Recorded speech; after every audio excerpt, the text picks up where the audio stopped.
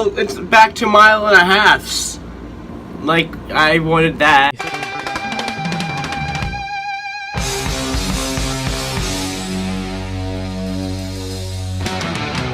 Hey, what's up guys, it's Sammer. How are you guys doing today? We're having a fantastic day today. We're going to be talking about Chicagoland Speedway, doing the RaceInformer for that. Chicagoland Speedway is another mile and a half. We haven't had a mile and a half racetrack since Charlotte. That's been about a month. So we're getting right back into the groove of mile and a half. So that's pretty much what it's looking like right now. We're getting back to mile and a half, so we're getting back to that boring racing. I mean, we've had it. Sonoma was pretty boring. Michigan was pretty boring. Pocono was pretty boring, but they were alright races. We get back to the mile and a halves.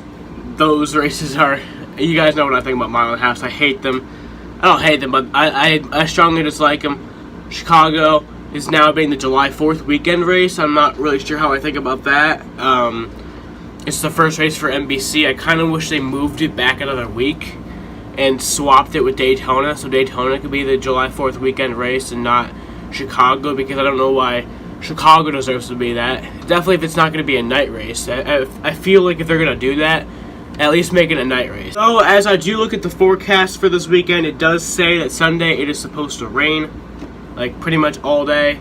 So we might have a night race. I mean, it might be what I hoped for either way, because there is life at the racetrack and the night races there have been pretty awesome. We haven't had one since 2013, which started off as a day race, but then the rain came and there was like a long rain delay, and then it ended up ending out as a night race, and that was pretty cool. Matt Kenseth won that race, but Matt Kenseth is not going to be in the race this weekend. Trevor Bayne is back in the car.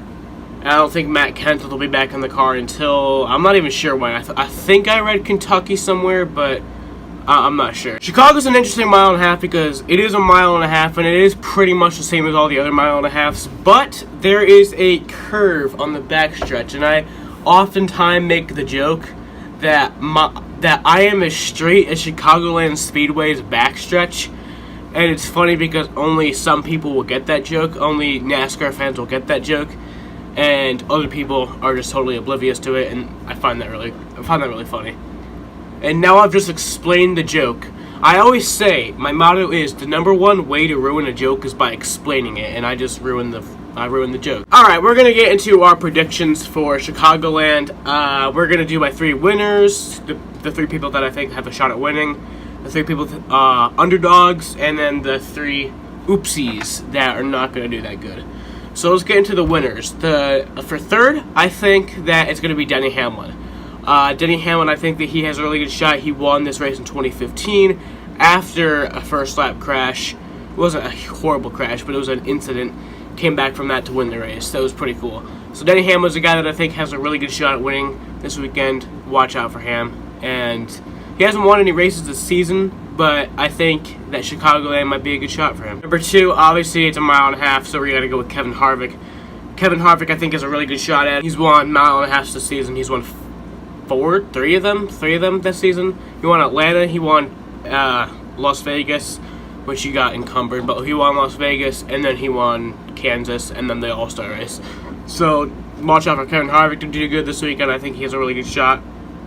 And my number one prediction to win this race is Martin Truex Jr. Martin Truex Jr. has won the last two races at Chicagoland Speedway. He won 2017 and he won 2016. Now, they were at a different part of the schedule in the year. I'm not sure if that's going to have anything to do with it, but he came off a win at Sonoma last weekend, and he's won the last two Chicagoland Speedway races. I think he is going to be the winner this weekend. Not that I want it to happen, but I think that it will happen. All right, now let's get into our underdoggies, the guys that don't usually have that good of a shot, but might have a good shot this weekend. Number three is Bubba Wallace. Bubba Wallace has had Xfinity races, so he's had more races there than maybe some of the Cup guys. So watch out for Bubba Wallace. He's not had horrible finishes when he has raced in the Xfinity Series there. So Bubba Wallace is my third guy that I think has a really good shot. Number two is Ryan Blaney. Obviously, Ryan Blaney has been very strong this year.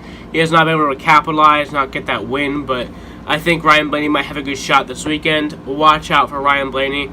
Also, he's had some Xfinity races there and truck races there, and I think he might have won a race, but don't quote me on that. Number one is Chase Elliott. Chase Elliott, I'm pretty sure that he's had a win there in the Xfinity Series when he's still raced in the Xfinity Series, but again, I'm not sure. Chase Elliott. Also a guy that did really well, I believe. Yeah, didn't he do really well in the Cup race last year there? But wasn't there like some issue, like on his bumper or something, and he got like encumbered or something? I'm not sure, but he did do really well at the Chicagoland race last year. So watch out for Chase Elliott. Now let's get into our oopsies. The three guys that I don't think will have a very good shot this weekend. Casey Kane is obviously number 3. He's had a horrible season. The Lion Family Racing he's with, and obviously, as you guys know, that's a team that has not been doing real well, and it's an underfunded team, and he just got kind of put into that ride, which I don't think is very fair after he won the Brickyard 400 for Hendrick Motorsports last year, but Casey Kane's a guy that I don't think has a really good shot. 2 is William Byron. William Byron, I don't believe, has a really good shot because when he was in the Xfinity Series there, he didn't win it, he didn't do very well. So when he was in the Truck Series, I also don't believe he did very well. So watch out for William Byron to maybe not be that good of a contender this weekend, but I'll be shocked if he gets a top 10 finish, honestly.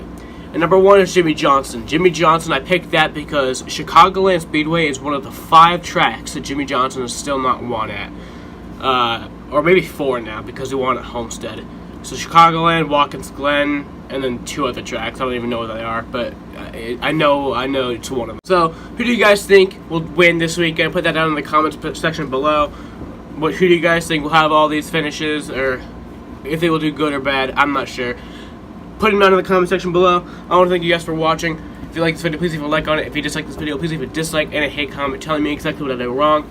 We'll have the computer back for the Tuesday video, so it'll be a lot more higher production than this, but this is just, like, I didn't have the computer for this week, so kind of sucks, but do what we gotta do, and as always, goodbye, bunny rabbits.